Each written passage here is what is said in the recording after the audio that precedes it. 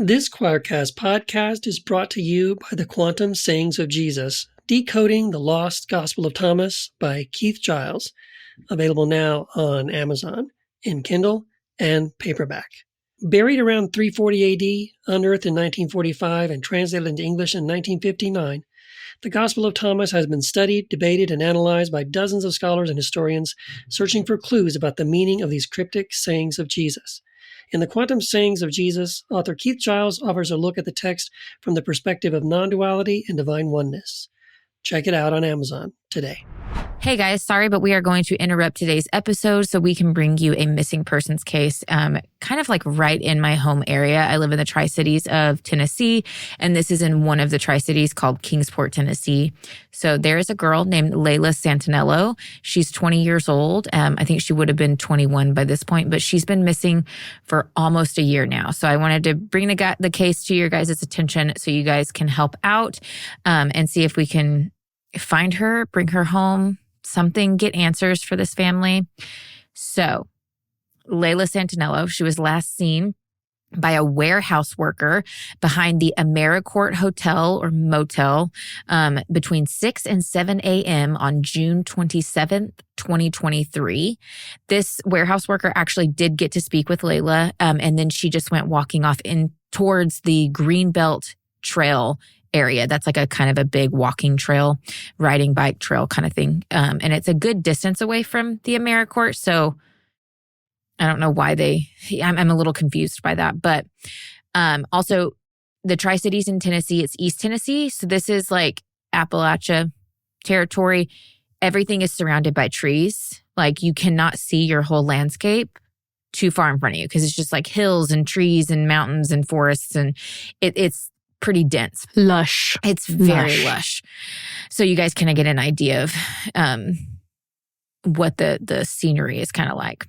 So before this, about 3 days prior to her going missing, she had a falling out with her boyfriend.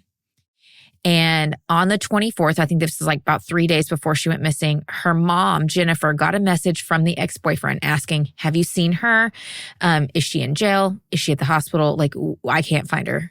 And the mom said, no, I haven't seen or heard from her. But that exact same night, Layla had messaged her mom, Jennifer, on that same Facebook account. So I guess this was like Layla's Facebook account that her ex-boyfriend had access to. And so he was messaging Jennifer from it. Okay. So Layla messaged her mom and said, I'm fine. I'm at the AmeriCorps. One of my friends brought me here. I'm visiting with a friend.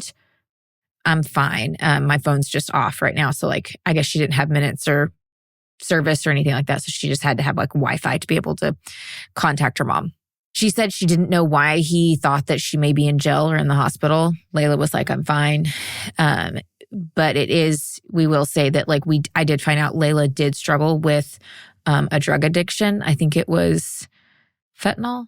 I'll have to look in the text message really quick, but I think she was struggling with some kind of drug addiction. And this was a really hard time in Layla's life. Her grandfather, I won't go into specifics, but in June of 2021 or July of 2021, her grandfather, which was her mom, Jennifer's dad, committed suicide. Oh shit, man!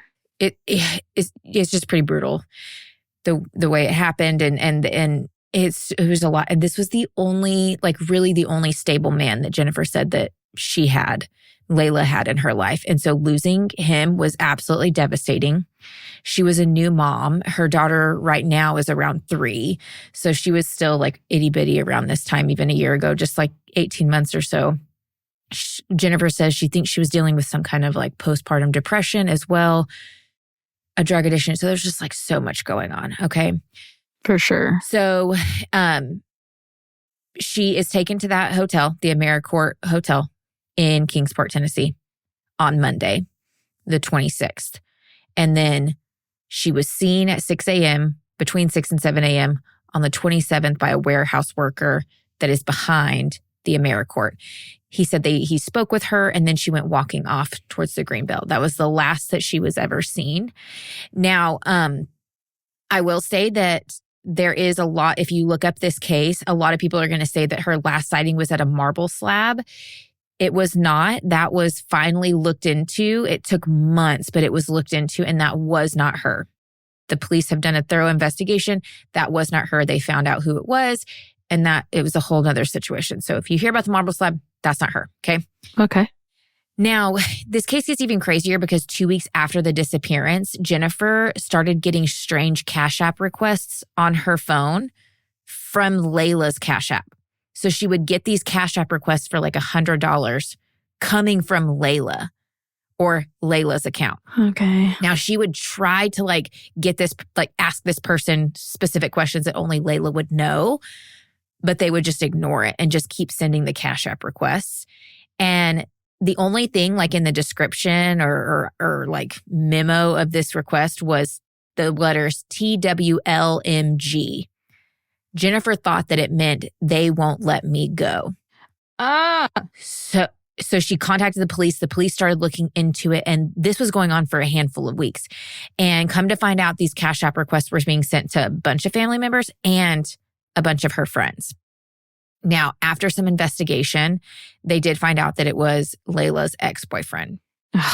Of course. Jennifer says that she does not think he's involved in her disappearance at all because they had already had a falling out. Like she wasn't even with him or around him that day. He just has access to her shit. He had access to her Cash App, and he was trying to scam people out of money and use Layla's disappearance to do it.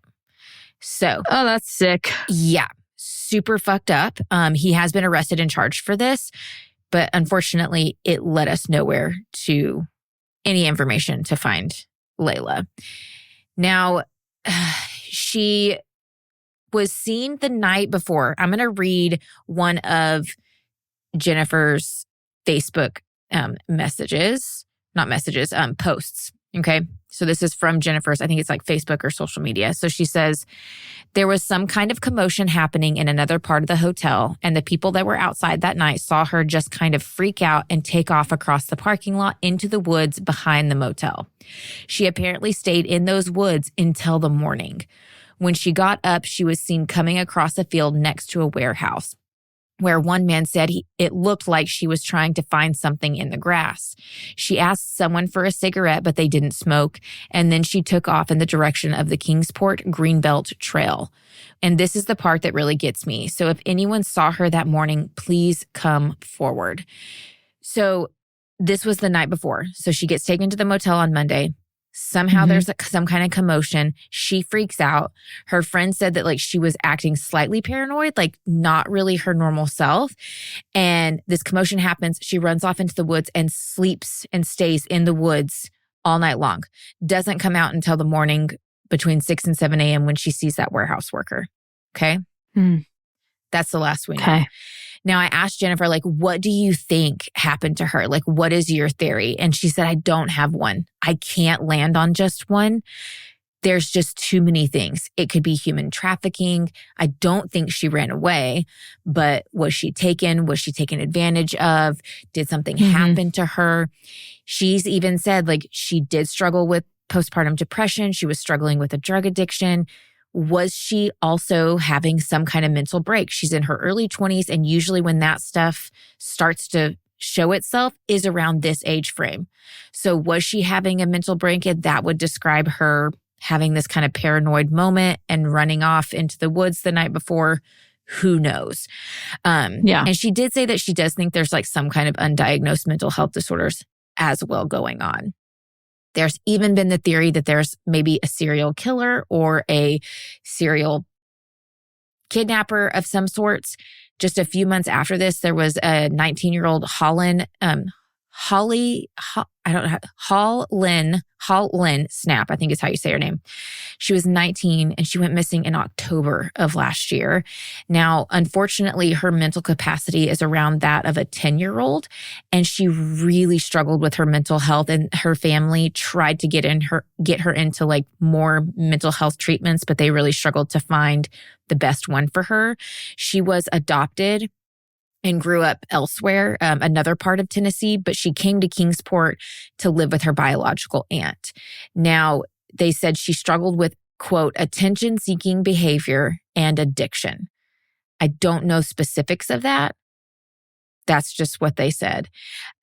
And then when she went missing, she was last seen on Belridge Drive, I think it is, or Belridge Road in Kingsport. And when she went missing, come to find out, her and Layla ran around in the same circles of friends. Okay. Yeah. So that's kind of a weird connection. Mm-hmm. But there's two missing people around the same age. They look, if you like saw pictures of them, they look very young. They are very young, 19 and 20. Mm-hmm. So we just aren't really sure what's going on within the Kingsport area, or if these are even connected, or if they're just, not just, but like if they're drug related, or if it's just a missing person that is still alive. But the Kingsport people need to keep their eyes peeled. Yes, keep your eyes peeled. Be aware of the names and their faces. Share this as much as you can. We have a link in the show notes. It is the link tree that is Jennifer's. If you can help out, there are links there, a GoFundMe to help. They've hired a PI and she's being charged monthly for that. She said, quote, "Launching your own personal mission to locate your child is more expensive than I ever imagined." Yeah. And it for really sure. is. She really wants to get a billboard. So if you guys can help by donating to her GoFundMe, please donate to the GoFundMe within her link tree that is in our show notes. That's the only one that I can verify. There are a few others out there that I've been told about. I have not looked into them, but I know this money is going straight to Jennifer, and Jennifer's on the ground doing this legwork to try to find her daughter. So, and remember, if $1 from each of our 1,000 followers, on Instagram, that's $1,000 yes, total. Mm-hmm. And that costs you $1. $1 to help this sweet Any mama. little thing helps. And they even had a link in there to like an Amazon wish list for, I think it's Nova. For the baby? Nova Grace is the baby. If you want to send something to them. I know, I thought it was so pretty. But again, her name is Layla Santanello. And then there is Holland Snap. We will post both pictures. Please be on the lookout for both of them. If you are in the Tri-Cities area of Kingsport or East Tennessee, or if you know anything, please contact us, contact Jennifer. We will, put all of that down in the description box below. But anyways, thank you guys for listening, and back to today's episode. Hey, heathens, you're listening to the Deadly Faith Podcast, where religion and crime collide. I'm Laci. And I'm Lola. And this shit is manipulative. The mind that was in Jesus, that mind is in me. Without me, life has no meaning. Why would God tell you what I'm thinking and tell you what I've said to my wife or my husband when you're not around? It's because I'm the pastor of the church and I need to know. This is the only place where you can see truth. I agree. I really think by the time we get to the end of this, you're going to understand why I'm saying manipulative, but like... I already sense where this is going, okay? Like, you've got the ball rolling. Okay, I am going to have Lola do a guess now. Oh, God, it's a game. It's a bad game. I'm going to have you guess. I'm going to have you a guessing game. I'm going to have you guess what is the rest of part 2. How do you think this case is going to conclude, or who is the murderer? I think the murderer is her name Brandy or Candy? Candy. I think it's Candy, but I think that husband knew about it. Okay. I don't know how, but I just feel like that's going to come into play. Okay. All right. Well, let's see if you're right. You ready to jump into this? I'm on the edge of my fucking seat. Let's go. Let's fucking go. I forget which part we're at too, so. We interrupt today's episode to bring you a message from our sponsor, Javy. Say goodbye to chaotic mornings and hello to delicious, convenient coffee. With Javy's coffee concentrate in a variety of flavors, you can whip up your favorite brew in no time. Whether you prefer hot, iced, or even blended coffee, Javy's got you covered, okay? Just a teaspoon of this magic elixir is all you need for a flavorful kickstart to your day. Trust me, once you try it, you'll be hooked. From classic flavors like vanilla and caramel to decadent options like cookies and cream and caramel brulee, Javy literally has something for every coffee lover. As a mom with 3 kids, 2 dogs, 3 bunnies, and 25 chickens, I love how Javy helps me make a delicious iced coffee every morning in under 2 minutes. Seriously, guys, it's just so quick. You just pour it all together, stir it in, and enjoy. My favorite flavor right now is the caramel brulee, but I did just order the cookies and cream along with the decaf so I can enjoy an afternoon or evening coffee without jacking up my sleep schedule. They've got original and they've got even more other flavors to come. They've got mocha as well. You really don't want to miss this. So if you want to save some time each morning and even a little money, or if you just want to try a damn good cup of coffee, try Javy today. Don't wait. Click the link in the show notes and use code Laci33468 at checkout to enjoy 20% off your purchase. Again, click the link in the show notes and use code Laci33468 at checkout. And that is Laci with an I. Enjoy that 20% off, guys, and back to the show.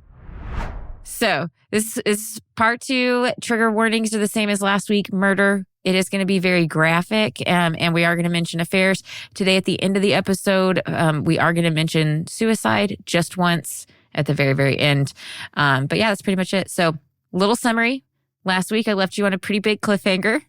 If you haven't listened to episode 1, you need to go back and listen to that because... Or you're going to be so confused. So confused. You're going to be missing a lot of vital information that's going to come back into play within this episode. And also, 1 comes before 2. So, just follow the numbers. So, Candy had decided that an affair was exactly what she needed. While she was at that volleyball game, she bumped into Alan Gore and said, "Oh my God, he smells so sexy." Stop. The smell gets me though. I'm sorry. His sweat? I have so many questions. Anyways, she was like, "My eyes are set on him. He is the one. I have chosen him.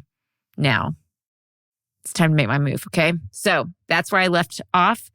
So let's get into this. Okay. Over the next few weeks, Candy began fantasizing. I mean, this girl fantasizing about what it would be like to sleep with Alan. When they were at church or playing volleyball together, Candy started flirting with Alan as well. Finally, one day after a volleyball game, Candy approached Alan and told him that she was attracted to him, but wasn't sure what to do about it. Now, before Alan can even respond to this, Candy just turns and walks the fuck away. She said, "I'm attracted to you and I have no idea what to do about it. Goodbye." It was like, okay, it makes me think of like middle school when you like walk up to a boy and you're like, "I think you're cute." And then you're I like you. Bye. That is exactly what I'm picturing here. And like Alan's like, no, yeah. You guys have to go to our Instagram and look at pictures of Alan. Especially like you probably saw it last week, but it's just not. Things can be better. Things could be worse, but things could be a lot better. I'll tell you that.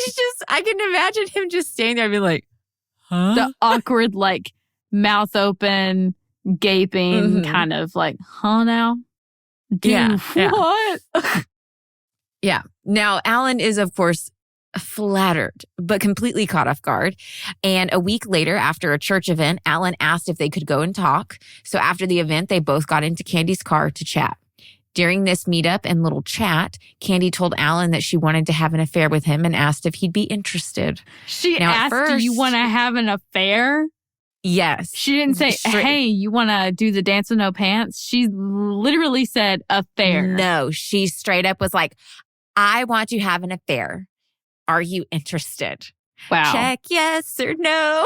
Oh my God. It's like a, this is the worst. This is the worst, cheesiest homemade film I've ever heard. Honey, we have gotten in the car and we haven't even shut the door yet. Like the ride has not even started. So like, just hold on. Okay. So at first, Alan said no because he didn't want to hurt Betty the way that he'd been hurt. It had been years, but he still remembered how crushing it was when Betty had cheated on him all those years ago. So he says no. But before Alan gets out of the car, he leans in and kisses Candy. So like, oh, okay. That no was very clear there, Alan. All right. So even though Alan had said no, the possibility of an affair, especially with somebody like Candy, because like she was the one that everybody at church would look at, and she was outgoing and very bubbly, and she was very good looking and had her shit together, it seemed like. And so all the men were like, ooh, kind of thing when it came to her. So this was very intriguing to him. So after many days of contemplating it, him and Candy began to talk. They started to confide in each other about their frustrations with their spouses, and they started to process what the affair would look like if they did choose to move forward. Now, they listed out what their concerns were and even mapped out what the affair would look like and how it would happen. They premeditated an affair? Girl, just wait. Just wait. Okay. So after weeks of talking and going back and forth, Candy finally told Alan, I'm ready. I am ready. Take me. It's No, balls in not your take court. me, no. You make the decision now, Alan. It is ultimately in your hands.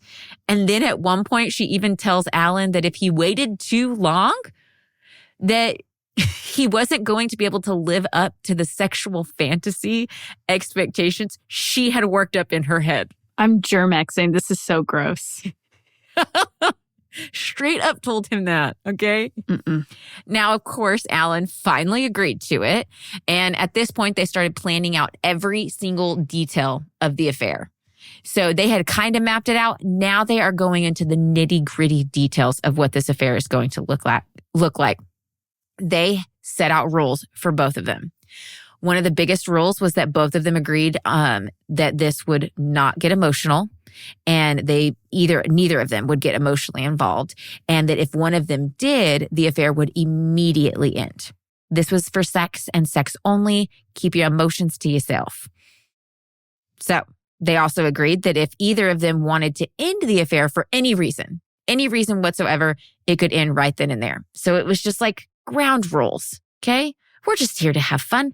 We're just here to do the dirty and then move on with our lives. No emotions involved. We have our This is so spouses. transactional. Okay. It feels that way, okay?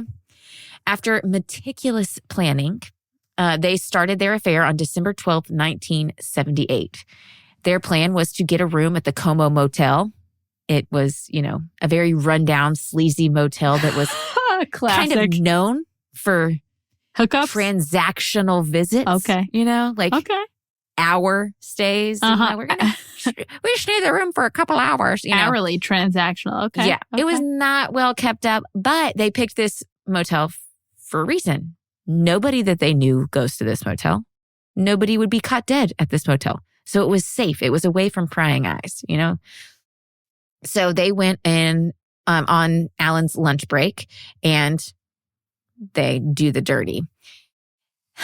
Funnily enough, though, the first time they had sex, Candy said it was anticlimactic, basically.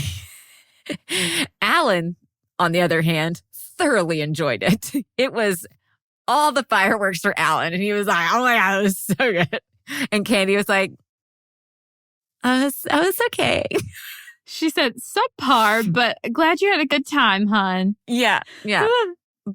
But they continued at the fair. She was like, maybe it'll get better. Like, maybe I can teach him, right? Guys, just take a look at Alan. Can you teach that man anything? We've all thought that one time or another, girlfriend. We really have. We have. So around this time, as they're having their affair, their pastor, Jackie, had gotten a better job offer and ultimately decided to take it. So if you remember from part one, Jackie is the pastor of the Methodist church that her and Pat go to, along with Alan and Betty. Now, the new pastor that came in was a man named Pastor Ron, and he was there to replace Jackie. And he was very night and day different from Jackie. Jackie was, the type of pastor that was very passionate and loving, but she didn't really have the desire to push for things like raising money for a new building. While the new pastor, that seemed to be like the only thing that he could focus on. And he was known to be very dull and boring and rigid. So it's like King James Version versus like NIV. Oh my God. I knew you'd say NIV. Very jarring have to difference. Or no. The Message versus King that's James. even better. The Message. I like that. That's even better. Now, at first, many of the members in the church thought Jackie was being pushed out due to her divorce, and this made them resent Ron, this new pastor. Jackie eventually had to come in and try and like smooth things over and told them like, no, I just got another job offer. It's okay. He's just here to take my place. I'm not being pushed out. Like, it's all smooth sailing. It didn't really work. So many people were just not a fan of Ron. They didn't like his way of preaching or any of it. One of those people that did not like Ron was Betty. And Betty was not afraid to let him know how she felt. Betty's very outspoken. And if he said something that she didn't agree with, she was right there to call him out on it and try to like put him in his place. This was like meetings, sermons, whatever it was. Like it was so much. And like so consistent that everybody could tell there was just like this massive tension between Betty and Ron. And eventually, Betty and Alan, they ended up leaving the church. So Betty was like, no, I can't handle him. That's a big deal. Which it's a huge night and day difference between these pastors. So like you go to this church for the pastor a lot of the times, you know, like you like who's preaching, you like their way of teaching, their way of communicating and building community. And you have someone that's like boring, like Ron come in, like that's a lot to adjust to. So I don't blame him for leaving at all. It's just not their cup of tea. Put it that way. Now, back to the affair. Even though they had these rules that no emotions were allowed to come into play, that didn't really work, okay? Candy started to grow concerned just 2 months into this affair because she found herself daydreaming about Alan more than she expected to. How? She expected to daydream a little bit about the sex, but now she's daydreaming about Alan himself. I don't know why. The sex wasn't, she was like, Mm-hmm. Here, I'll get into my theory on this in just a little bit. Now, when she told Alan about her concerns, she said that she thought that the affair should just end right then. She was like, oh, we're getting too emotionally involved in this, or at least I am. So like, we need to just end it. But Alan pressed back. He told her that she would never know how this would end if she just, ended it now. And basically was like pressuring her to stay in the affair. And Candy ended up agreeing, which Candy kind of pressured him into the affair by the whole, like, I feel like it was kind of manipulative for her to be like, if you wait too long, you're not going to be able to live up to my sexual expectations. Super manipulative. she has really weird priorities. I mean, and then she's trying to get out. And he's like, wait, no, you pushed me into this. Now I'm going to push you to stay in it. So it's like, yeah, toxic, both of you. you deserve each other. So, though. So the affair continues. Now, later that year, in July, Betty gave birth to baby Bethany. A few months after the birth, Alan was supposed to go to work on that Friday, and Candy and him had planned to have a sex meetup during his lunch. But that morning, Betty begged him to stay home and help her with errands since they were about to go out of town to show the new baby to her family. Alan pressed back and was very adamant, like, no, I need to go to work. He kept coming up with multiple excuses to go to work. But Betty dug her heels in and she was not going to let it go. She was unrelenting. I need help. I have errands to run. We're going out of town. Stay the fuck home, Alan finally was like, oh, okay. I mean, you go, girl, you do your thing. Right? You just had a baby 2 months ago. She needs help. Stay the fuck home. That's what I'm saying. Like, newborn with the other one, I forgot how old the other one was. Alyssa, around this time, she's like probably 6 going on 7, like 6.5. Okay, yeah. Around this time. Yeah. See? That's a lot. It's a lot. So Alan stays home and eventually he comes up with some kind of excuse to call Candy that day. And during the phone call, he secretly got her to understand that like he was not going to be able to come to the meetup this afternoon. Candy, she became so upset. She was so upset that he couldn't come. And Alan had to stay on the phone until she calmed down. After they hung up, Betty commented about how that call lasted a suspiciously, unusually long time. Betty. But that was it. I know, right? Knows. She knows. So after they got back from their trip, Alan and Candy rescheduled their lunch break sex meetup. And that same day, I swear this motherfucker, that same day when Alan got back home, Betty started coming on to him pretty strongly. Her juices were flowing. Her hormones are raging, and she was ready. Okay, I want you to put yourself in Betty's position. This is the very first time they would have had sex since before Bethany was born. Yeah. She had not had sex since probably a ways before Bethany was born, because when you get that big, girl, you're like, don't fucking touch me. Yeah. And then you push a baby out, and sometimes it's a good 2 months before you stop bleeding, Yeah. So you're not having sex. And if you are, red flag, because like if your husband's pushing you into that. No, yeah. That's probably not safe. Red flag, girls.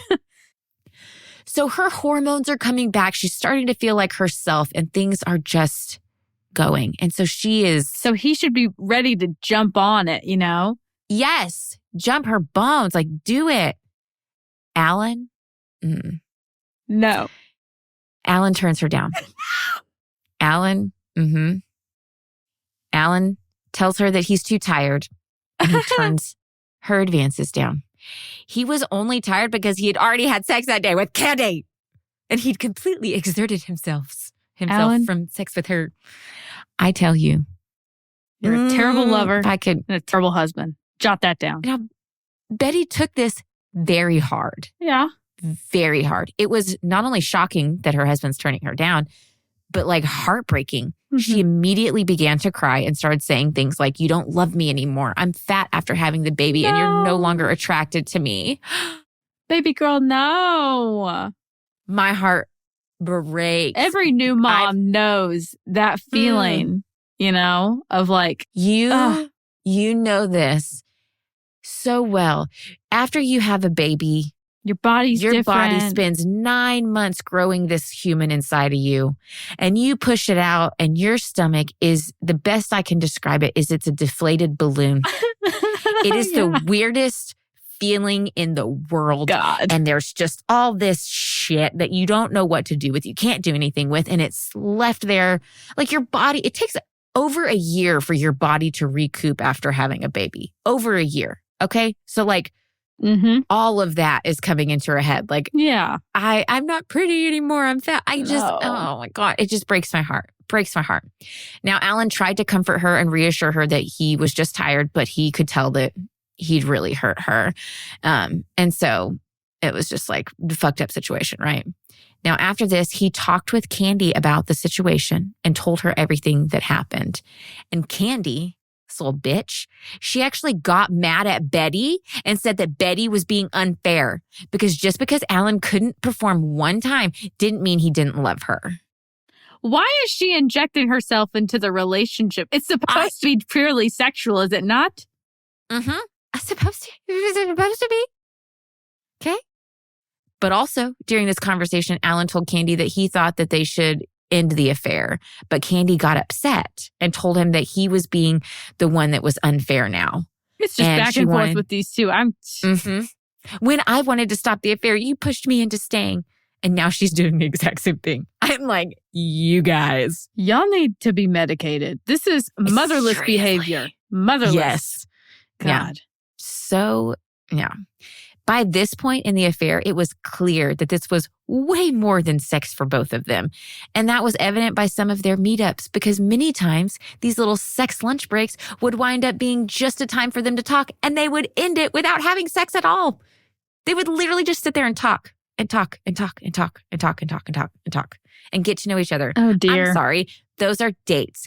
Those are relationship building dates. You're courting within marriages. Yes, exactly. Yeah, they both desperately wanted to deny that they had any kind of growing feelings for each other, but they were even telling each other that they loved them.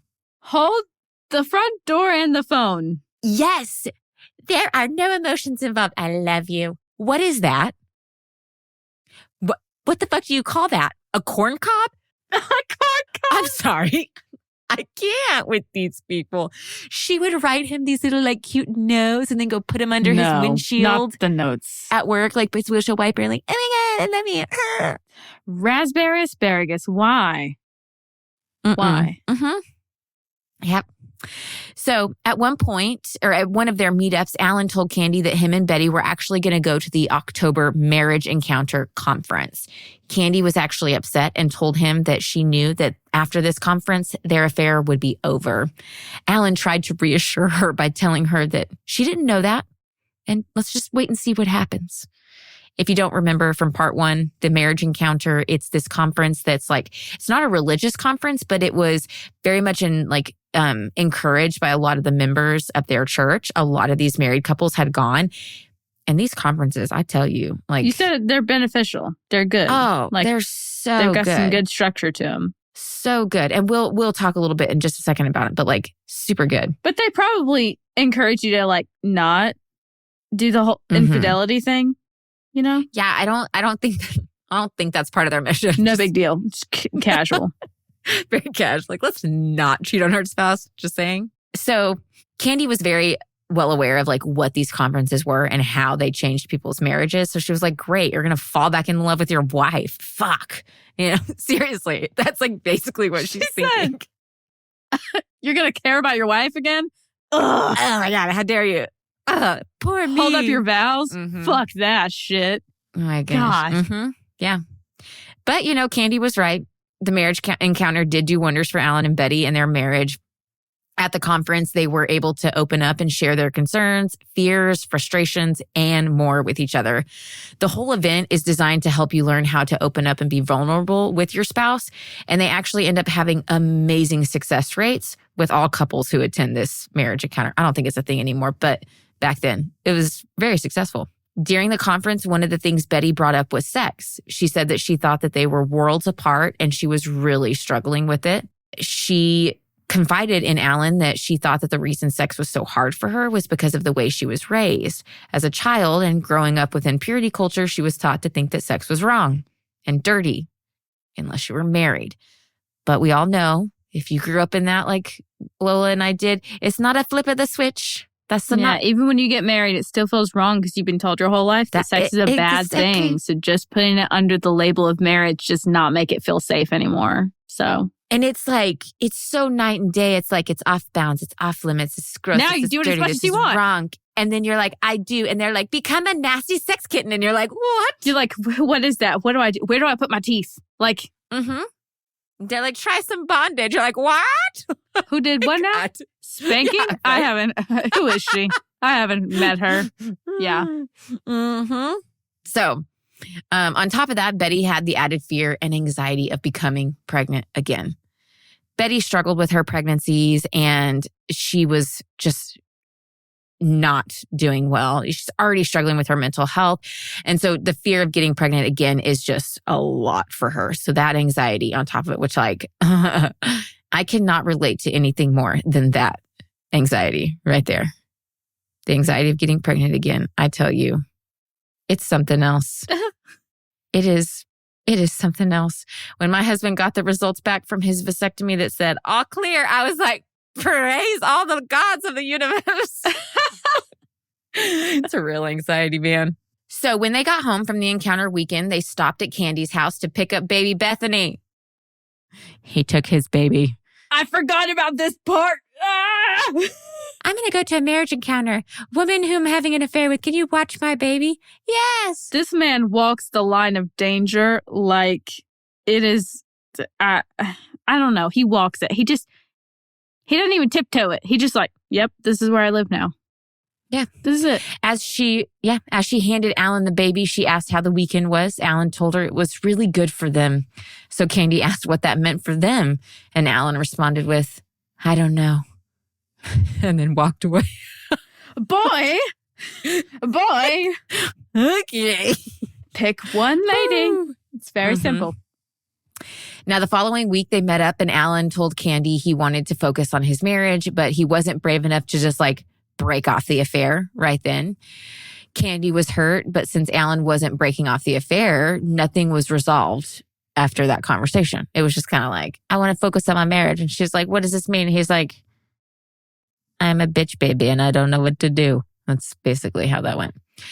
So a little bit later, they meet up again and Candy told Alan that she knew he wanted the affair to end. And so she said that she wouldn't call or reach out to him anymore. So it was kind of like a mutual breakup ending of the affair. Sounds like she's the one that ended it though. I was going to say more so Candy ending it, but it's kind of like Candy's hand is being forced to end it because she knows that Alan's not going to sleep with her anymore. Alan ended it without saying he was ending it. Candy finally just put the like official stamp on it. Does that make sense? Yeah, I'm sorry. I just okay. Does this guy have a dong made out of like gold and sprinkles or something? Like I don't know. Sephora gift cards? Like what is it? Sephora gift cards. What's he got going on? I don't know. That these ladies want. I still, his face lives in my mind ever since I saw it. And it's just not, I don't like it. It can leave. It can move out. I just don't, and we can talk more about him at the very end because I'm going to say that. reserve. My Reserved. comments till the end. Proceed to root. Now, so their affair is over. But it was very hard on Candy, and she was pretty broken up afterwards. And after this, she started going to nightclubs, and she met another man, and she started having a whole new and even more steamy affair with this new mysterious man. After a while, I think that affair, I think that was actually like the affair she wanted from the beginning. It was like hot and steamy and sexy and fireworks and like all the things. Yeah. But she, of course, was not getting that from Alan because like, girl, what'd you expect? After a while, she soon realized that this wasn't what she wanted either. And so she broke off that affair. So Candy's kind of like all over the place. And she ends up deciding that if these affairs aren't what she wants and this isn't what's making her happy, let's try the marriage encounter conference. So her and Pat eventually went, and it did the same thing for them that it did for Alan and Betty. So they came back with a newfound hope and passion for their marriage, and they seemed to be like everything seemed to be looking up for literally everybody, like all of the couples. Like everything seems just great, dandy, perfect. I don't understand how this went bad. This is not going the way that I thought it would. Never mind. Scratch everything I said at the beginning.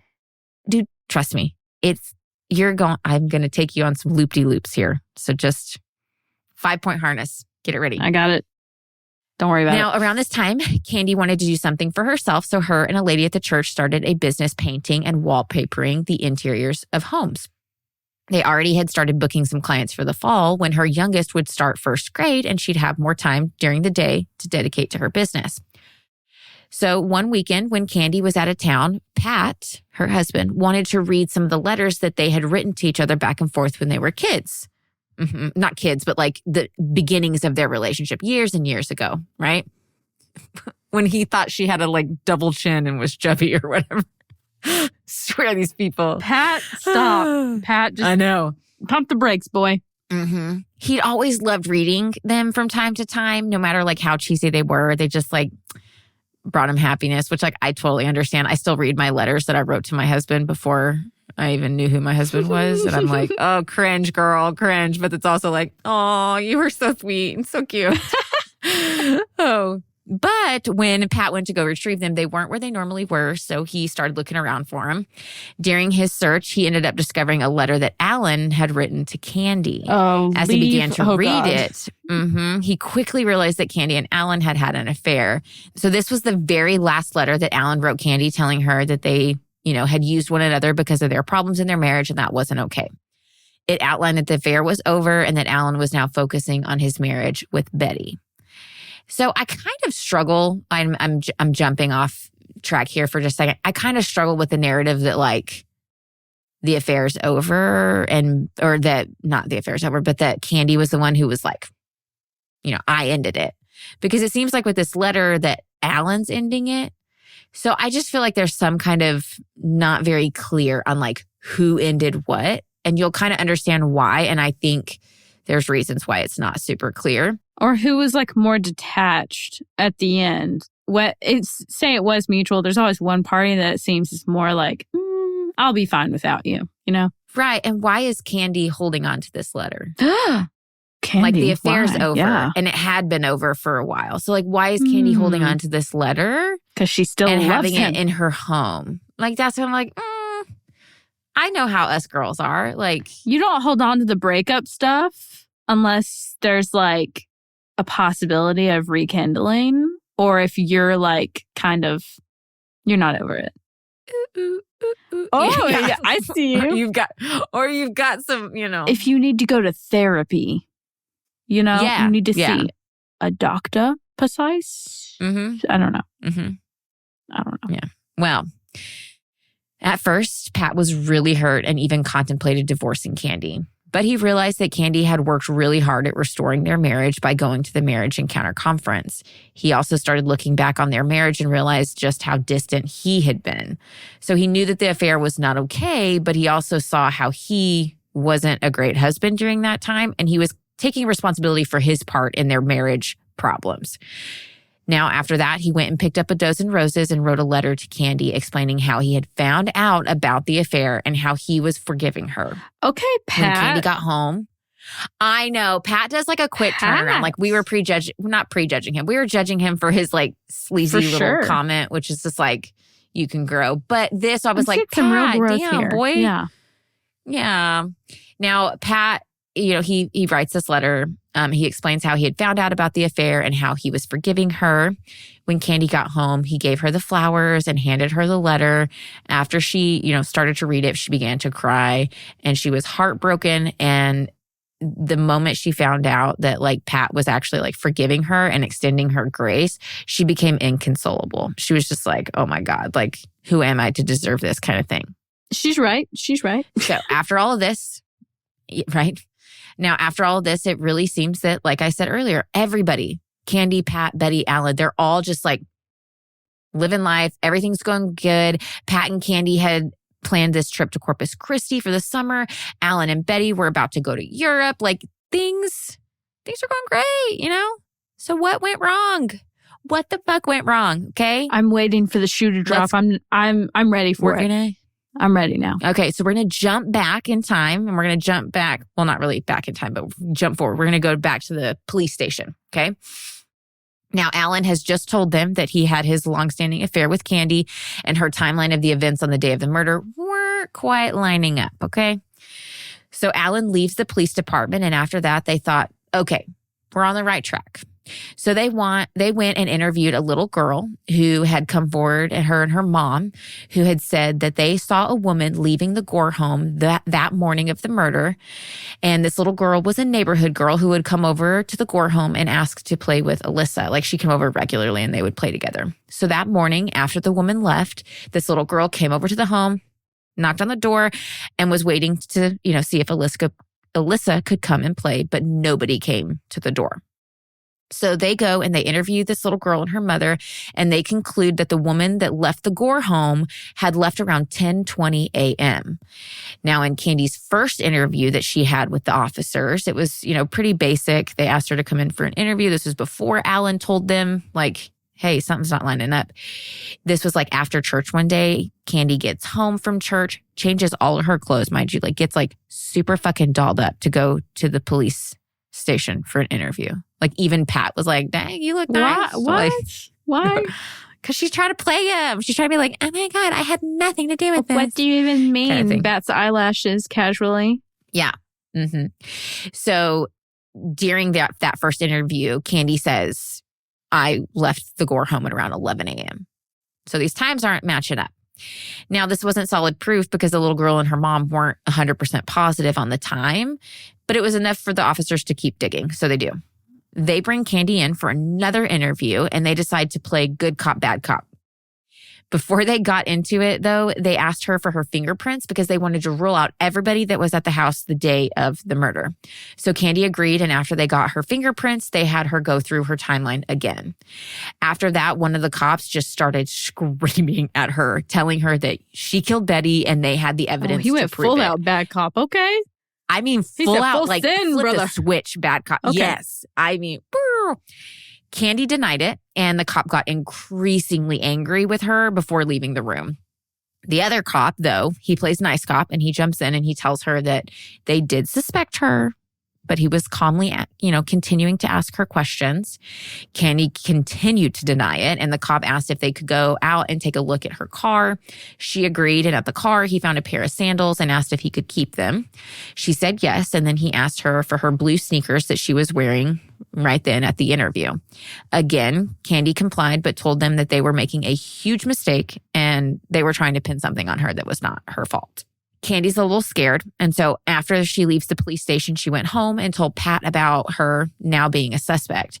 Pat instantly gets super worried. And so he phones up Don Crowder. Don is a lawyer that they know from church. Okay. And they set up a meeting with him. They go over, and when they go into his office, they start to tell him about the affair. They get like 5 words out. And Don's like, whoa, stop. Don't tell me another word. You need to retain me as your lawyer so you can have client-lawyer confidentiality. And so Pat pulls out his checkbook. He writes Don a check for $100, and he signs it, dates it, and even puts the time on it. Don gets the check, and after that, he says, Pat, leave the room. I need to talk to Candy. So then Candy tells Don everything that happened with the cops and how they suspected her, and that she had agreed to take a polygraph and it was scheduled for the next day. Don says, nope, you're not going to take that polygraph. They're unreliable, and we will do the polygraph ourselves with our own polygraph people. So she's like, oh, okay. Now, Don told Candy not to worry. Our law office is going to take care of this. We're going to help you. So Don, let's talk about Don for a second. Don is a very boisterous type man, and he likes to be noticed. And he likes to, be the winning person. He's very in your face. Sounds like he's very in control. He's very in control. He wants all the attention. He wants to be the top dog. Don, he originally, in the beginning, wanted to have an athletic career, but after he had a surgery on his eye, he was unable to go pro. So getting his law degree was his backup plan. Now, since Don was, his law degree was his backup plan, this was not what he really wanted to do. He didn't make the best grades. So when he comes in to be a lawyer, he kind of gets sucked into doing personal injury cases, and that becomes his bread and butter. Nobody else is really letting him, he's not able to rise the ranks. The dumb form of law. I'm just kidding. It's not really. I mean, not really dumb, but it's just what's dumb? Real estate law. Jot that down. I don't know. Thank you. That sounds ridiculous. You don't even want to know. Yeah. I don't. I really don't.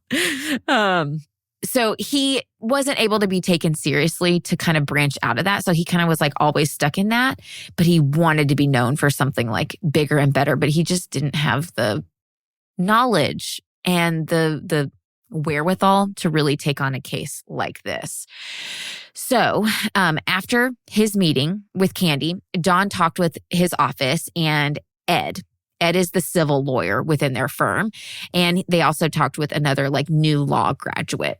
And they went and interviewed Candy in great detail. At this interview, they took detailed notes, but they also got the feeling that Candy was lying. For one, she wasn't upset. She was actually calm for a woman accused of not only murder, but a freaking axe murder. This is a vicious murder. And she's just I went to church, and she's just super calm. And they're like, what? I love your Candy voice. That was good. I went to church. Really like her. I went to church. So they're like, oh, she's hiding something, right? And they couldn't confirm her alibi. So something's up. So the next day, the cops find out that Candy has retained an attorney and she would not be taking the polygraph. When they find this out, they realize that they had pushed her too hard and scared her. This left them with the only other suspect they had, Alan.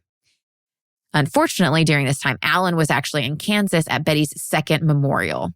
Kansas was where Betty grew up, and so her family is holding a whole nother memorial for her. But the cops didn't let that stop them, and they ended up flying all the way to Kansas to interview Alan again in Kansas. Boys in blue. Mm-hmm. They tell him that Candy is a suspect and she has retained a lawyer, but all the evidence that they have at this point is pointing straight to her. There's literally no other suspects they have. They didn't ask him if he would be, or they did ask him if he'd be willing to take a polygraph, and he agreed. So the next day, he made plans to fly back to Texas and take his polygraph. Okay? Shit's getting real now. And he's like, all right, before I leave though, I need to tell Betty's whole family about the affair, because that's the only right thing to do. So he drives over to her family's house and he tells them that he had an affair, and the woman that he had the affair with is the suspect of their daughter's murder. Now, this was absolutely heartbreaking for them to hear of this kind of betrayal. That's so much information all at once for them. That sucks. I knew. How do you even? Yeah. But they said that he seemed remorseful, and that he actually was heartbroken over all of this. And so they said that they wanted to forgive him. And, the affair had been over for 8 months, so they're he's a victim in all of this too. So Alan leaves the next day and he goes back and he takes his polygraph. Now, caveat here, because there was nowhere else to put this in to the story, has nothing to do with the case, but I had to mention it because this was the part of the book that made me cry, okay? The next morning, so like after Bob, Betty's father, finds out about all of this, the affair, he is a farmer. And so like his crops need to be harvested. If you know anything about farming, your crops need to be harvested within a certain amount of time. And I think it had already kind of been pushed to the end of that time frame because of Betty's murder. So he said he had no choice and it was like the hardest thing he had to do, but he had to pull himself out of bed the next morning, get on his tractor and go out to his field. He gets out to his field and he's sitting on his tractor when all of a sudden he sees headlights and just a line of trucks. Shut the driving fuck towards up. I'm not. Shut the fuck kidding. up. And he's just watching and this like line of trucks pulls up. All these men, they ain't saying a fucking word. They just like get out of their trucks. They start unloading all of their trailers and their tractors and everything. And the men are like, Joe Schmo, you get this field. Billy, go over there, this, that. And they just like start delegating. And Bob is like sitting there and he's crying and he's like, they came to help me. Oh my. In his time of need and Farmers, his time of grief. though. That's the real boys. Oh, that's a real Forget boy. about the boys in blue. The boys in green. Yes. When I tell you I was a blubbering mess. Can't stop this crazy train. In my core. And I was like, you know what? I don't even fucking care. We're putting that in the story because it's just too damn good. No, that was good. Thank you for that.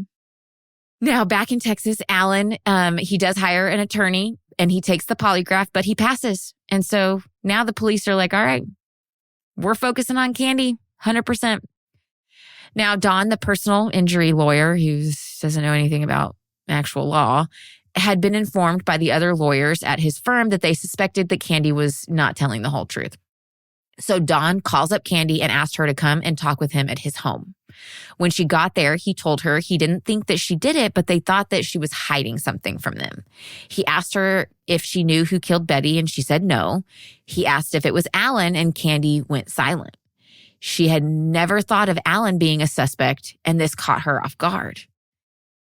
So Don continued with his questioning about Alan, and finally Candy said Alan couldn't have killed Betty. And Don asked her how. How do you know that? And she replied with, because I did it. I killed Betty. Right? I knew it all, but still. Oh, no, he couldn't have done it. No, because I did it. Mm-hmm. Kitty. Mm-hmm. I did it.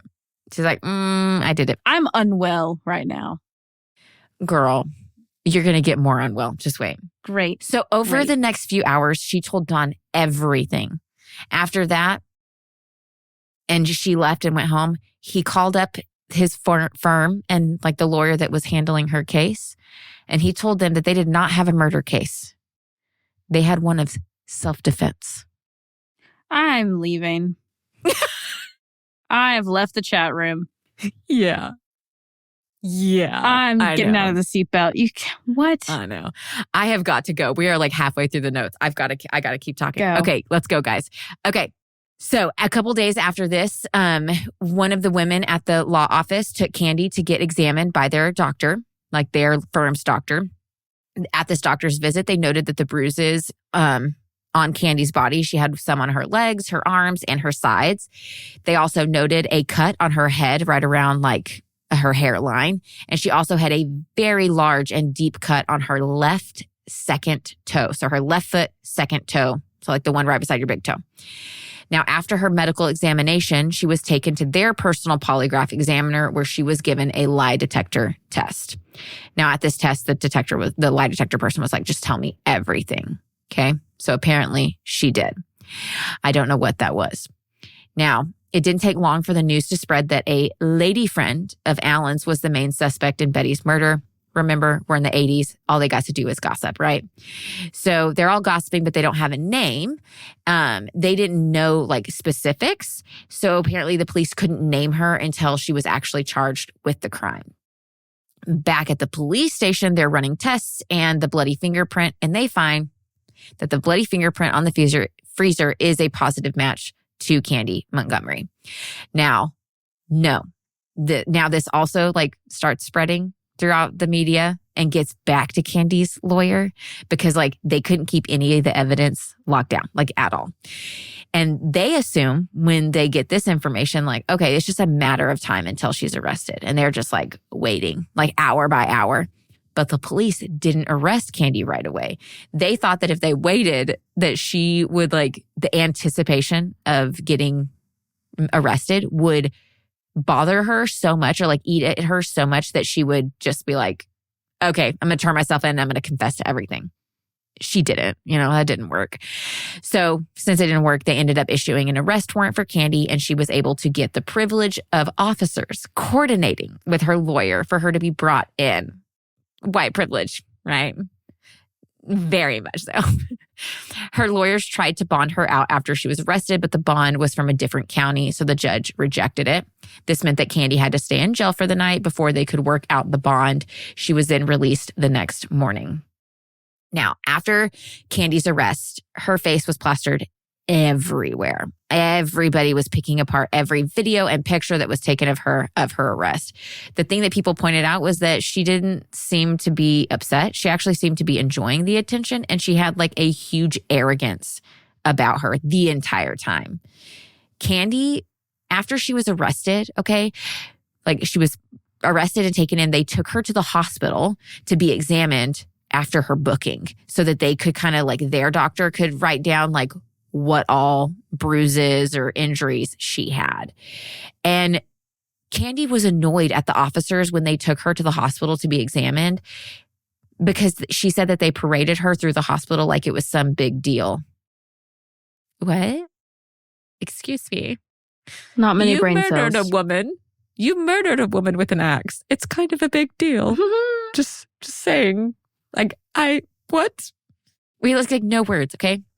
Well, after Candy was bonded out, Don, her lawyer friend from church, he was furious, right? He was like, you looked like a murderer in all your photos. You look like a murderer. He said that she never seemed upset or worried, and it showed. Candy tried to claim that she wasn't wanting to get upset and that she didn't want it to seem like she was weak. And so basically she's like, I was just like, this is me. This is normal me. And I needed to be strong. And he was like, well, that's going to get you charged with murder. And so we need to make some changes. And he said it was not acceptable. And so he told her if she continued in this, it was not going to win over the jury. So here's some changes we need to make. He told her that she needed to change her appearance so that she looked less like a murderer. He told her to grow her hair out and get rid of the perm. And he also wanted her to lose weight because her arms were, quote, too flabby. What is it with these men anyway? I know. Also, the main point of like him wanting her to lose weight was because he wanted her at trial to look as tiny as possible compared to Betty. Yeah, that tracks.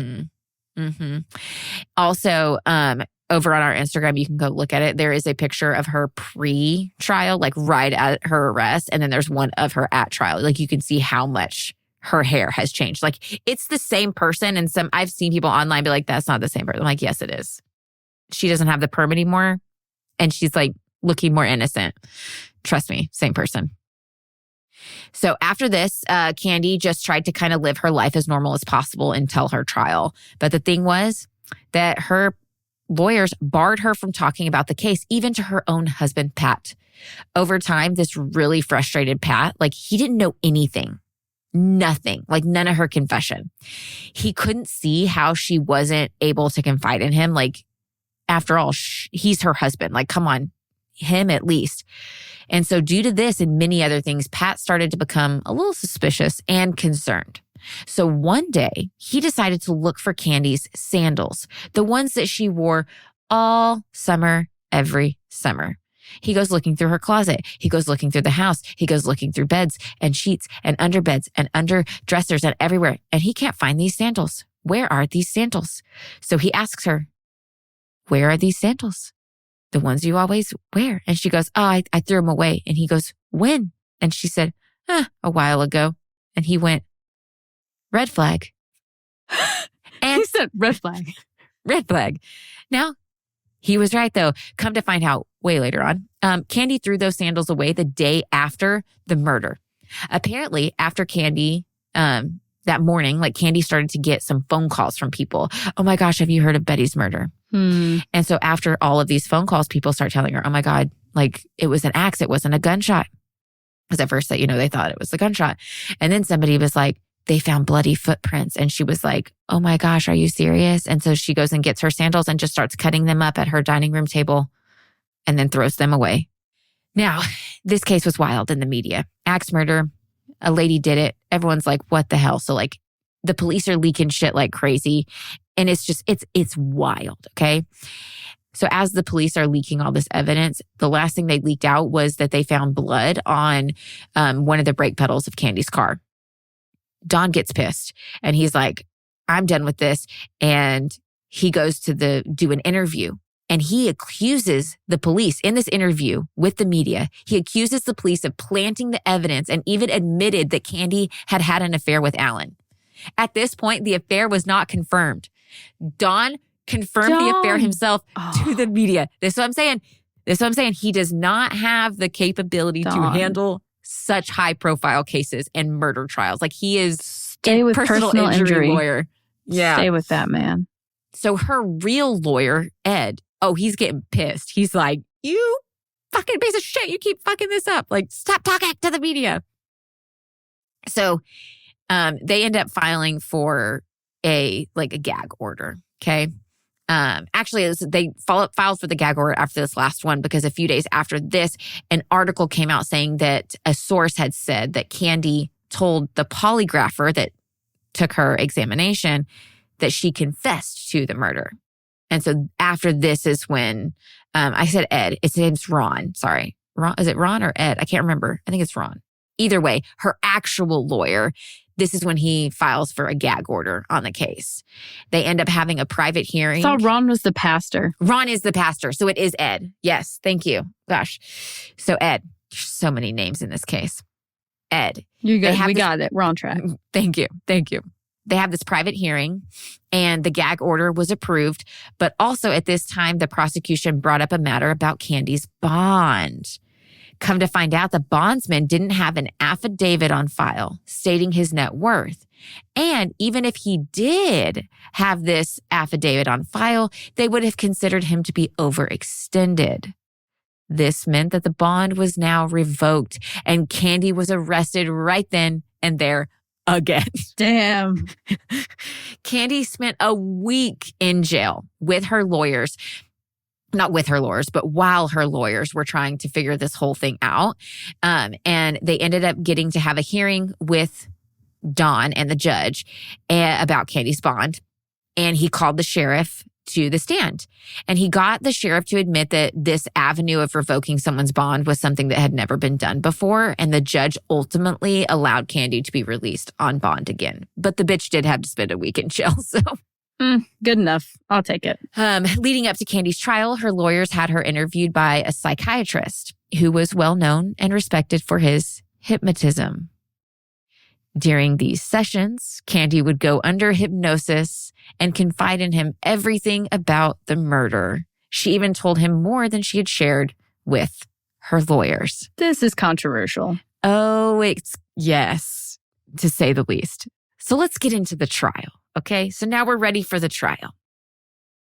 So in the trial, the prosecution, like always, has to share their evidence with the defense prior to the trial. The defense does not have to reciprocate, The defense does not have to share which way they're going, or what their plan is during the trial.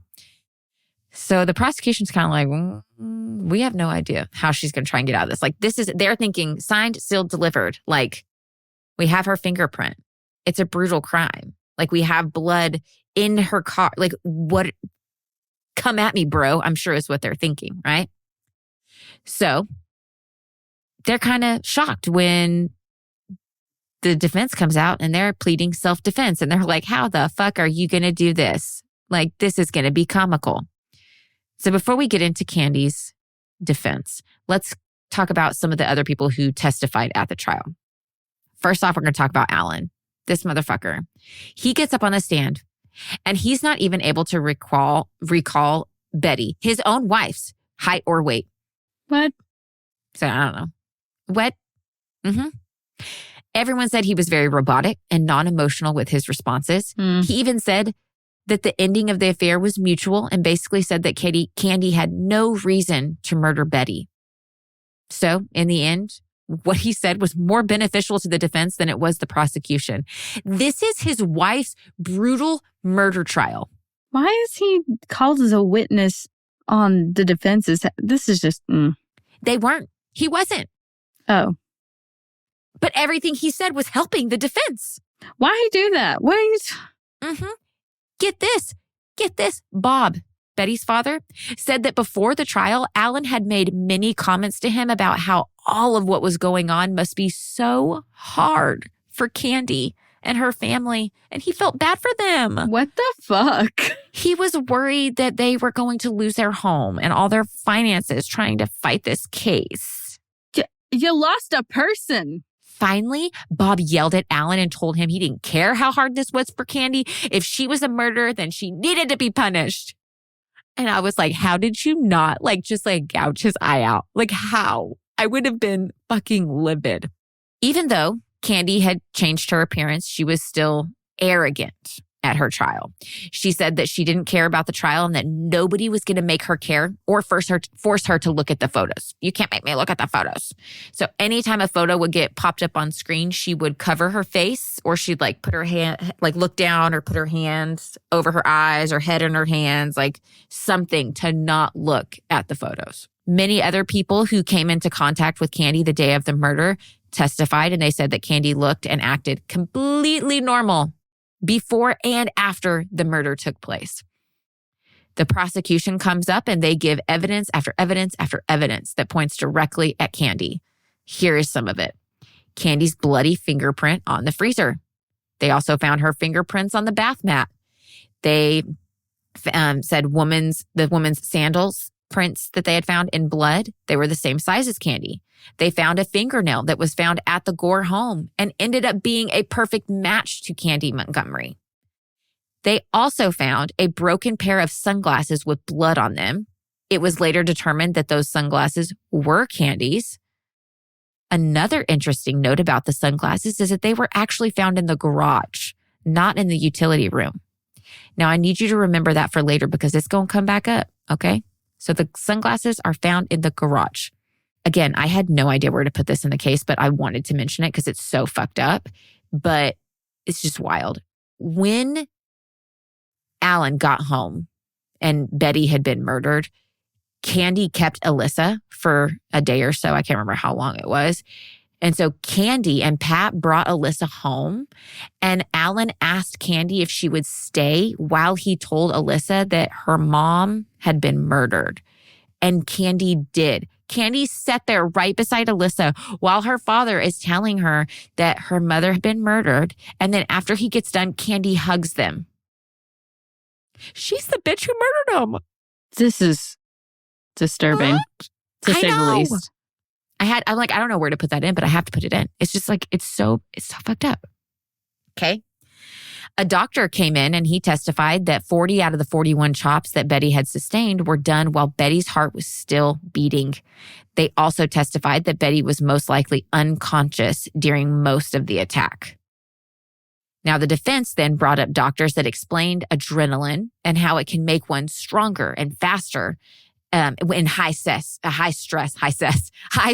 and scary situations. So the moment that everyone has been waiting for, on October 23rd, 1980, Candy Montgomery took the stand.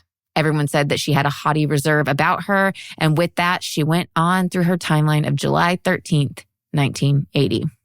She said she couldn't remember what exactly happened at Betty's house, but that she had went under 6 intensive therapy sessions with the psychiatrist, 3 of which were under hypnosis, and she was forced to relive every single detail of that day. This is what they pieced together from her confession along with these hypnosis sessions. So that morning, Candy arrived at Betty's home and Betty invited her in. After sitting down and chatting for a few minutes and getting permission for Alyssa to go to the movies as well as staying the extra night, they had some more chit-chat. Candy talked about her new business, and then Betty told Candy all about their new puppy they had just gotten named Cheeto. But then, out of nowhere, Betty just asked Candy if she was having an affair with Alan. Candy quickly denied it, but then Betty said, but you did have one. Candy then confessed to Betty that yes, like they did have an affair, her and Alan did, but it had been over for 8 months. Like it was long gone. The two then just sat in silence, and Betty seemed to just look past Candy. After some silence, Candy asked her if Alan had told Betty, but Betty didn't respond to her question. Instead, she told Candy to wait a minute, and Betty got up from the table and left. She walked into the utility room and out the back door to the garage. A minute or so later, Betty returned from the garage holding the family's axe by her side and a very angry look on her face.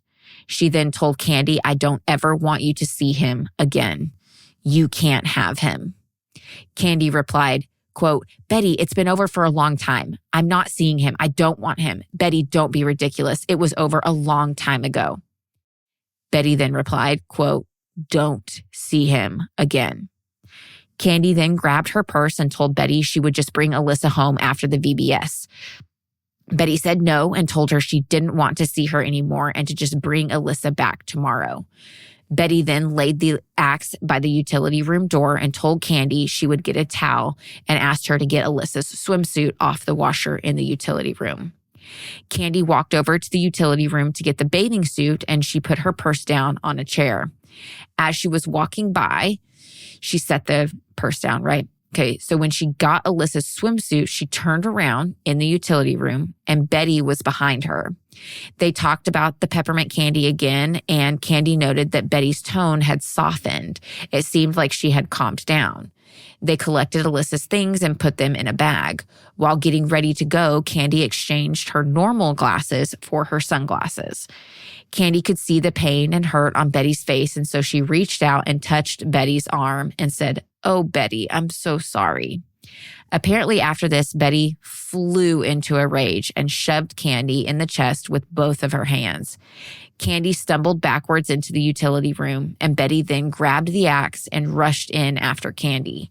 Betty said, you can't have him. You can't have him. I'm going to have a baby, and this time you can't have him. Candy replied with, this is stupid. I don't want Alan. I don't know if I mentioned this in part one, but when she says like, I'm going to have a baby this time and you can't have him, Betty did suspect that she possibly could be pregnant. And so she was like having a lot of anxiety that morning before Alan. Yes, you had talked about that because she had called Alan and it was a whole thing. Okay. So as Betty approached Candy with the axe, Candy reached out and grabbed it. The two of them then started to jerk the axe back and forth, trying to like one of them get a hold of it. Candy was yelling at Betty to stop and not do this, but Betty said slowly, quote, but I have to kill you, end quote. I know. I have the same look on my face. It's like, I don't know Betty, but I know Betty didn't say that. I know. Oh, Betty didn't say a lot of shit. I don't believe this. I don't believe a huge portion of this. Now, Betty then jerks the axe upward and away from Candy, and the side of the axe ends up hitting Candy in the side of the head, causing the gash near her hairline. Candy then yelled, Betty, stop.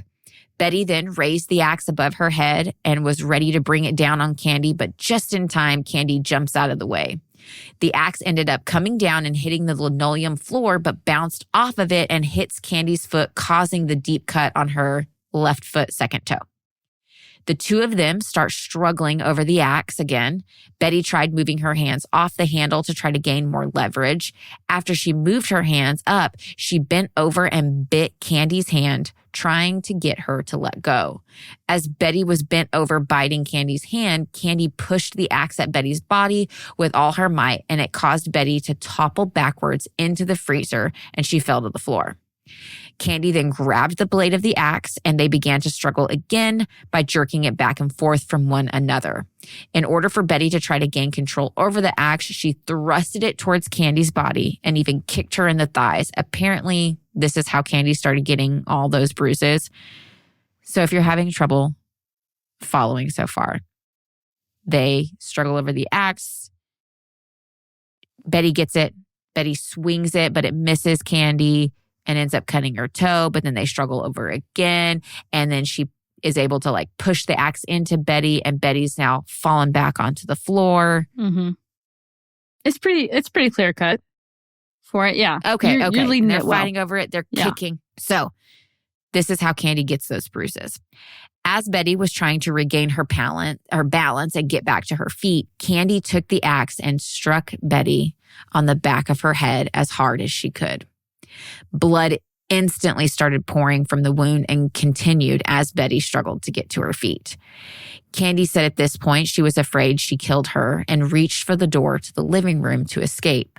But Betty pushed the door closed and picked up the axe again. Candy said, "Let go, Betty. Let me go, Betty. Please, Betty, let me go." Betty said, "I can't." The women then struggle over the axe again, and at one point in the struggle, Betty slipped on her own blood, and before she could regain her footing, Candy grabbed for the doorknob leading outside, but Betty pushed Candy away from the door, slammed it closed, and even pushed the lock on the doorknob in, locking Candy inside the utility room. Betty removed her hand from the axe and grabbed Candy's hair and pulled her down to the floor. So they start struggling over the axe again after she locks the door, grabs her hair, pulls her down to the floor. While Candy was on the floor, Betty tried to raise the axe, but she was too slow, and Candy was able to tackle Betty to the floor. When Betty got to the floor, both women were now on the floor struggling over the axe again. Like, this is all just like a clusterfuck. So there's massive amounts of blood just everywhere from this massive head wound that Betty endured. And it's covering the floor. They're slipping, they're sliding, and they're still struggling over this axe. And eventually Candy shoved Betty really hard and was able to get to her feet and lunged for the back door. But as she tried to turn the knob, it wouldn't open because Betty had locked it. So she's stuck in the utility room. Candy then turned around and Betty was moving towards her. Candy yelled, "Betty, please don't. I don't want him. I don't want him." In anger, Betty approached Candy with the axe hanging at her side and put a finger to her lips and said, "Shh." Y'all gotta see my face right now. I said, "Do what now?" Do what? Who does that? Who does that? Mind you, she has a massive head wound right now in this story. What the fuck? Okay. Candy grabs the axe and pushes the handle against Betty's thighs and legs. She then pulled on the axe as hard as she could. But because of the blood covering the handle, Betty couldn't hold on to it anymore. And she lost her grip and she fell backwards. Betty ends up getting back up. She gets back to her feet and she lunges towards Candy. But before Betty can get to Candy, Candy has raised the axe above her head and she brings it down on Betty's head. The force in which the blade hit Betty's head is now doubled because Betty was lunging at her as the time as the axe is coming down on her. So this is another massive wound. So Betty then falls backwards with her arms up and Candy starts just striking her again. She said Betty started groaning and blood was getting everywhere. When she struck Betty the second time, fistfuls of her hair came off into her hands. Candy struck Betty a third time but missed and got her in the elbow. The bone then snapped and her arms swung limp at her sides. After that, Candy continued to bring the axe down onto Betty, turning her head into an unrecognizable collection of blood and tissue. During the attack, Betty was also trying to use her arms to cover her face, but this just caused her arms to be massively mutilated. Candy said Betty tried to bob and weave to miss the next blows, but she wasn't going down. I don't understand this, okay? Let me get through the attack and we can keep talking about it because I'm just like, what the fuck? Okay. So Candy just continues to strike her because Betty's not going down. At one point, Betty's foot slipped and she did a half turn and now had her back towards Candy. As the attack continued, Betty knelt down and eventually sat down in kind of like a kneeling position. Candy said her head fell forward, but she still wasn't going down. So Candy continued to strike her in the back, hitting her head and her shoulders in the base of her skull. Betty then twitched and lunged backwards and landed between Candy's legs. So she was kneeling first, facing away from Candy, head down, and then twitched after she'd been like hit massive times on her neck and back and shoulders, and then fell backwards in between Candy's legs. So she's laying on her back now, okay? Now, as Betty is laying there, she's twitching, and like she brings her legs up to her chest in kind of like a fetal position, and Candy starts hacking at her legs until they finally fall back down to the floor. Like she needed Betty to be dead, dead, dead. Finally, after this, the attack on Betty is done. Candy left the utility room and went to the bathroom because she felt like she was going to throw up. Fully clothed, she stepped into their shower and let the cool water beat down on her. After that, she went back to the utility room with some towels and tried to clean up the blood. Unfortunately, she quickly realized that this wasn't going to work because there was just too much blood. Instead of her cleaning it up, she was just wiping everything everywhere. So she got up, collected the bag of Alyssa's stuff, got her purse, and left the home. When Candy left Betty's home, she went back to her house where she put her blue jeans in the washing machine, soaked her blouse in some cleaner, showered, bandaged up the wound on her toe, put some blue jeans on that matched the same shade of the blue jeans she was wearing before she left the church, put on some tennis shoes so that it would hold pressure on the wound on her toe, and then she dried her blouse, putting it back on and returning to the church. So this is why it took so long for Betty to get back to the church. When she got back to the church at Vacation Bible School, the Vacation Bible School had already been over and it had ended, and now it was time for the luncheon. When the other moms asked her where she had been, Candy had said that she had started talking with Betty and time got away from them. But when she left, she had looked down at her watch and she still had enough time to go to Target to get some Father's Day cards. So then she goes all the way to Target. But when she gets to Target, she looks down and realizes that her watch had stopped working and she was actually late. So she turns around and she rushes back to church. She does, I tell you. One of the moms at the luncheon did notice that Candy was actually wearing sneakers when before she was wearing sandals that morning of the murder. Now, some interesting side notes that I found out in the book about this case are that Candy actually called the pastor the morning, of the murder, the morning after the murder. And she told him, she was the one who told him that Betty had been murdered.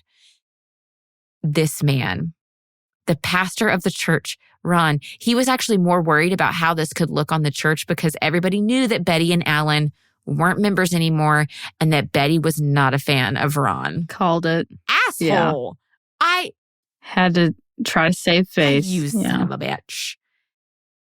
Now, they did have, we're going to jump back to the trial. They did have the doctor, psychiatrist person who did this hypnotism for Candy come in and testify at the trial. This asshole, he tried to say that due to Candy's past traumas from her childhood, that when Betty told her to shh, it triggered Candy's childhood trauma and sent her into a dissociative state in which she murdered Betty. Do you want to know? Do you want to know how the shh triggered her? You want to know that story? Let me tell you that story. So when Candy was a wee little child, she was like 5, okay?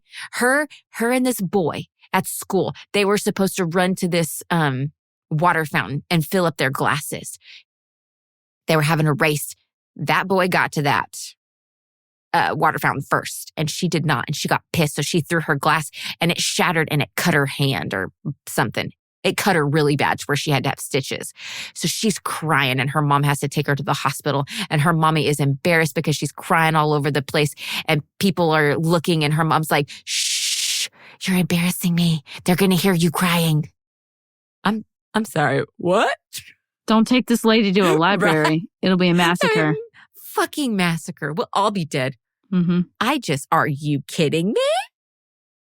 At the end of the trial, the defense gives their closing arguments along with the prosecution, and now the decision is left in the hands of the jury.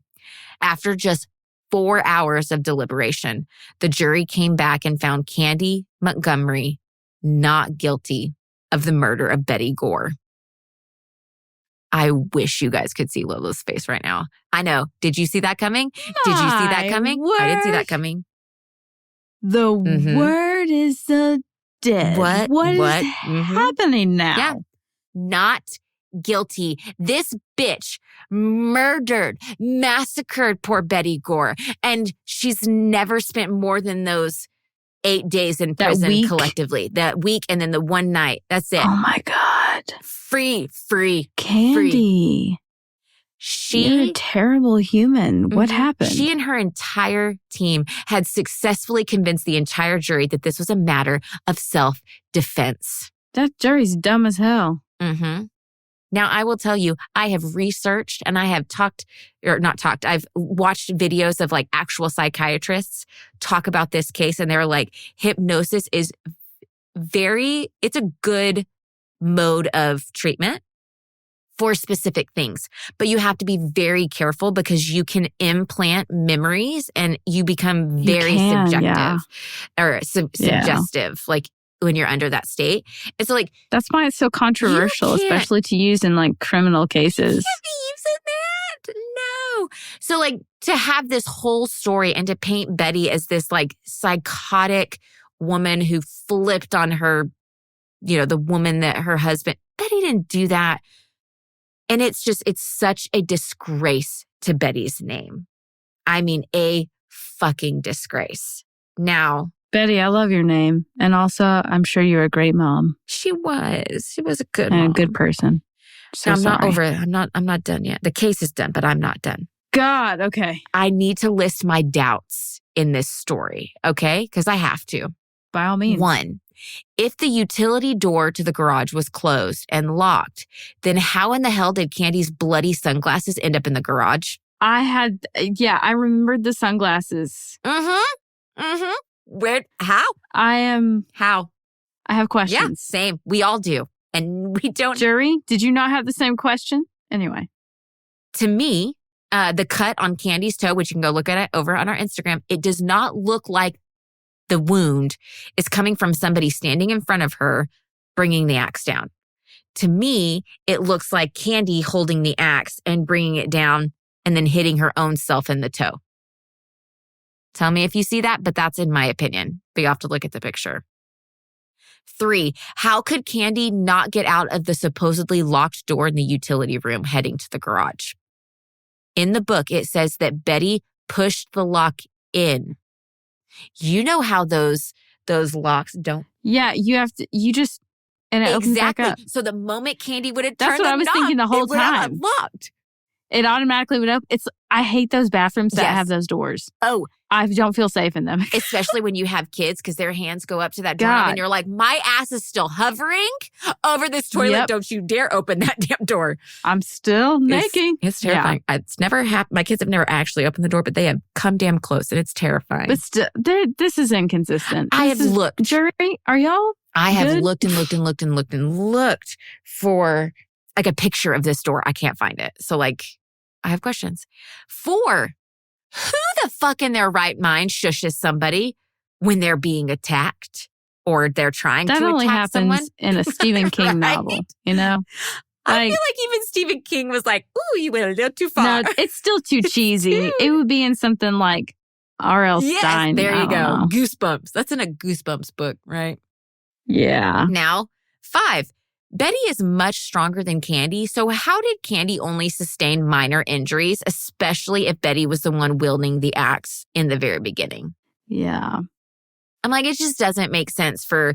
Also, with that much back and forth, how do you only have a couple of like nicks? Yeah, literal. To you. Yeah, nicks. Like, how are you not... How did Betty take all the brunt of this? If there was so much back and forth.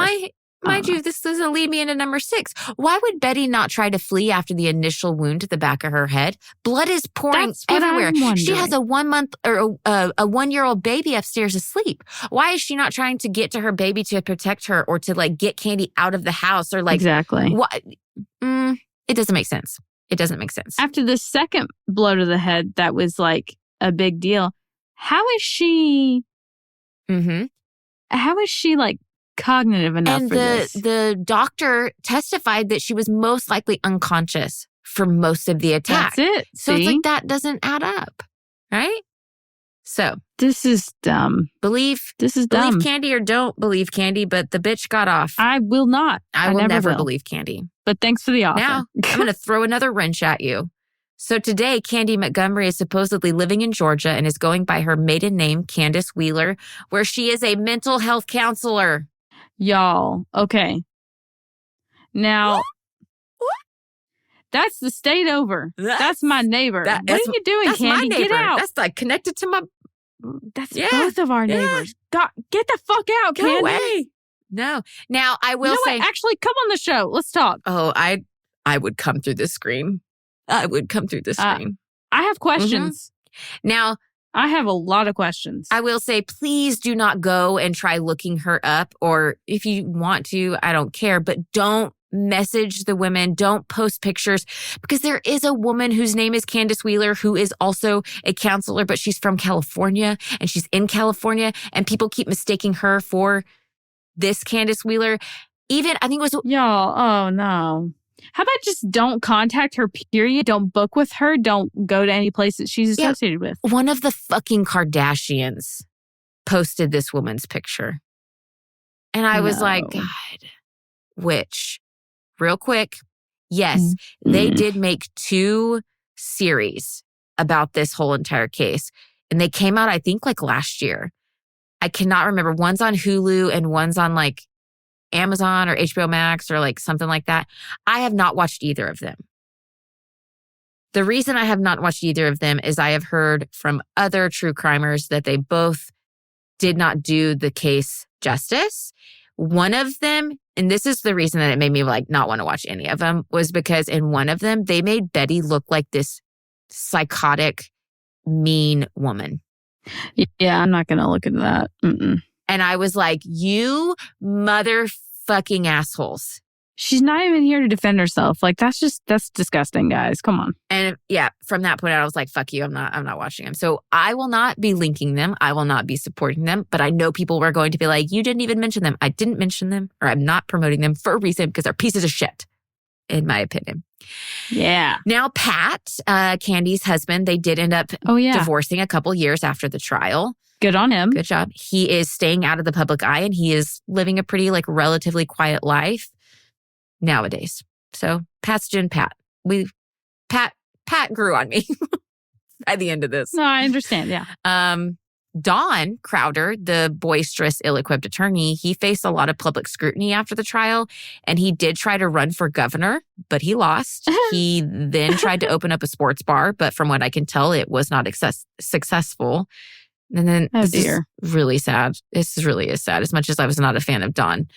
In 1997, his brother died in a really tragic car accident, and this was very hard on Don.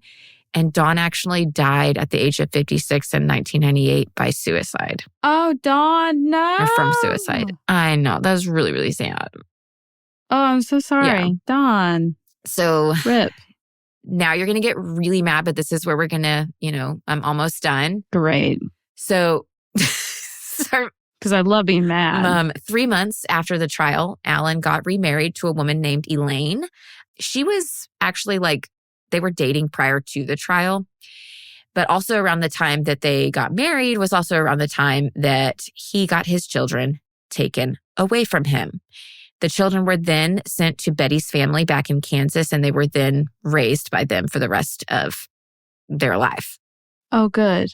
Now, after they got older, they stated that their dad and stepmom Elaine were awful to them. They said that they would regularly withhold food from them as a form of punishment. They made them take cold showers. And even one kid returned to their grandparents, with tufts of hair pulled out of their scalp. So it was, it was this that it was these reasons that made Betty's the kids get taken away. Digging up the grave. Betty's going to come back. To get to her babies. I hope ghosts exist because Betty needs to come haunt a motherfucker. Alan, I hope that you're haunted forever. I hope your dick rots off. Now get this. Also, Alyssa claimed that Elaine, her stepmom, made her read the book Evidence of Love. Guys, that is the motherfucking book I read for this case, and it outlines everything in great detail. The affair, the murder, the trial, everything. Real quick, Elaine. Fuck yourself. Go fuck yourself. Go fuck yourself. With fuck you. a Fuck off. cactus. Fuck you. You know what? Go fuck yourself with a chainsaw, Yes. actually. Jot that down. On high. I don't know if they have a high. Disgusting. Or they do. Horrible. Yeah. Alyssa, was it? That's her name, right? Yes, the child. Alyssa? Mhm. Cutie pie, sweetie angel. Baby Love doll. you. Big kisses. They're married. I'm pretty sure Alyssa and Bethany both are like grown-ups, married, have their own children. They are living their life. They're quiet, out of the public, and So we're not going happy. to try and find them. Don't go and try and find them. Leave them the fuck No, alone. we're not. Everybody, leave them alone. Just let them live their normal, happy, healthy lives. Now, funny thing. Go girls. So I went to put in my notes, I do speak text. And so I was going to say Alan, supposedly, but whenever I spoke texted, my dog barked. And so it came up as Alan, who is ugly. Alan, who is ugly. Put that on a t-shirt. I was like, I agree. oh my God, I'm leaving that in because it's like too perfect. Yeah. But supposedly Alan now lives in a quiet life. He lives in Sarasota, Florida with a partner. And that's all I'm going to say about him. Last thing, the Gore home was sold in 2020. So slightly funny. I don't even know. Interesting. It was sold in 2020 for $251,750. At the time that the new owners became interested in the home, they were not aware of the home's horrific history. But once they did find out, it didn't stop them from wanting to buy the home. One of the owners even said, that's all right. Like, one of us used to live in a home that used to be owned by a serial killer. Okay. People are weird now. Fucking questions. You know how they get, I swear. True crime has made some of y'all very I know. odd. That was said in the article and then it just went on and I was like, wait. I have questions. I have questions. Back up. They remodeled the home Crazy. and on March 3rd of 2022, they listed the home for $344,900. And by March 23rd of 2022, the home sold for over asking price. Wow. Alrighty then. I will link the book Evidence of Love. If you're interested, you can go listen to it. It's pretty detailed. But don't force your children to fucking read it. God damn. Very interesting book. Very, very interesting. Very good read. Very detailed. There's a whole lot more that I could not get into even 2 parts, but that's the case. And I just want to end it on Betty. Like, remember Betty. I feel like she's the one that gets lost in this whole case, and she was the one that was murdered. She's the one that didn't make it out. Yeah. That didn't get to tell her side of the story. Didn't get to finish raising her girls. She was a good person. She was trying. And maybe she was hard on her kids, but also like she was raised in the generation of like kids are seen and not heard. So like if we're going to be hard on her for that, like we need to be hard on the entire. Be hard on everybody. Yeah. Like you can't. She didn't have the chance to undo and to relearn or gentle. She didn't even get that chance. So like remember Betty. Because Candy took that chance away from her. And then lied. And then didn't spend any time in jail. And then, just got off and got to go do whatever the hell she's doing now. Can you imagine finding out that that's your therapist? Y'all have fun out there, Georgia. Oh, Lord. Yeah. HMO. Whew. Anyways, let's take a hard right turn to our palate cleansers today. Lola, do you want to go first or do you want me to go first? I spit out hot chocolate. I sent Laci a selfie. I spit out hot chocolate because Andrew made me laugh about something. He like quoted something New Girl or shouted, "Black eyed peas," or something like that. I don't know. But the other day, it was really funny. I was I love this picture. I'm going to get it printed on a it's t-shirt. live. It's a live photo. So like, I haven't seen that. Did you not? Okay, you have to click on it because I like start immediately laughing again after I'm trying to take the photo. Oh my gosh. I look disgusting in it. It's great. It's the best photo I've ever taken. Quite hilarious.